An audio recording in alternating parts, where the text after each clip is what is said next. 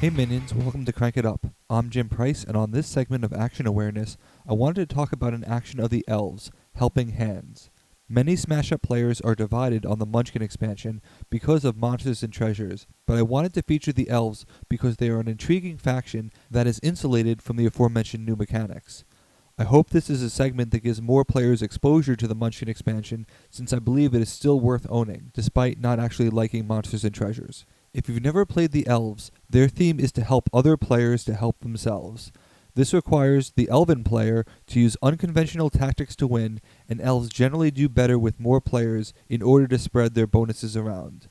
Elves can easily be integrated with the main game, and Helping Hands is just a fun action to play if you can pull it off.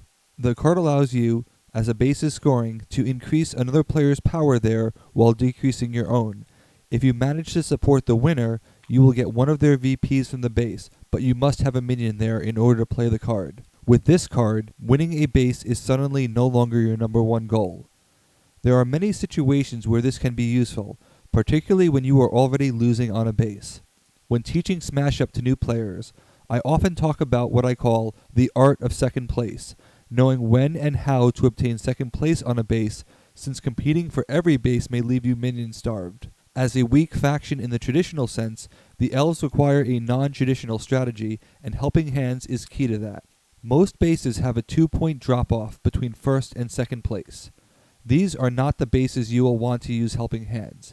Instead, you will want to win those bases the conventional way. There are other bases that have a linear degradation, such as 3-2-1 or 4-3-2, but these shouldn't be your main target either. The problem is that by reducing your own power with 3 or more players, you might be sliding yourself from second to third. You can still cap the winner's VP, but you will fail to maximize your own output. Instead, Helping Hands works extremely well on bases where 2 places share the same VP output. There are some bases where first and second are equal, such as Golem Schlab, the Nexus, and Miskatonic University, and these are certainly prime targets. But there are also bases where second and third are equal. There are some 5-3-3 splits, there are 4-2-2 splits, and even 3-1-1 splits, but one of the best options is a base with a 3-2-2 split, like Locker Room, Ice Castle, or the Deep. In these bases, it doesn't matter if you are second or third. In fact, if you have even just one minion when you play Helping Hands, you can get the most VP on one of those bases while actually doing the least amount of work. Of course, ninja-style bases are going to be the most potent, but they're extremely rare. A 5-point winner squashed with only one minion, it doesn't get much better than that. So how do you trigger a Helping Hands combo? You need to make sure you can identify accurately who is going to win the base. This is important as specials can change power at the last second, so be sure to know your opponents and how they can alter the power distribution, especially if they can target minions other than the ones they control.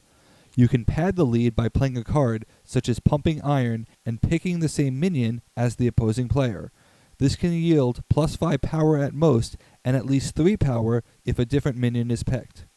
Another particularly fun combination is to use Runaway More to facilitate the same effect. By allowing for power creep that you could even lose, you can use Runaway More to move enough of your minions to another base while keeping enough power there to secure the appropriate place in standings that you want. Then you can use Helping Hands, and as a result, you not only pilfer a VP on that base, but you have a great head start on another. These are the types of moves that the elves need to make in order to win. They will also make your opponents furious, which is also a good thing. Helping Hands is a key strategy driver for the elves, who draw lots of cards and can recycle their discard pile.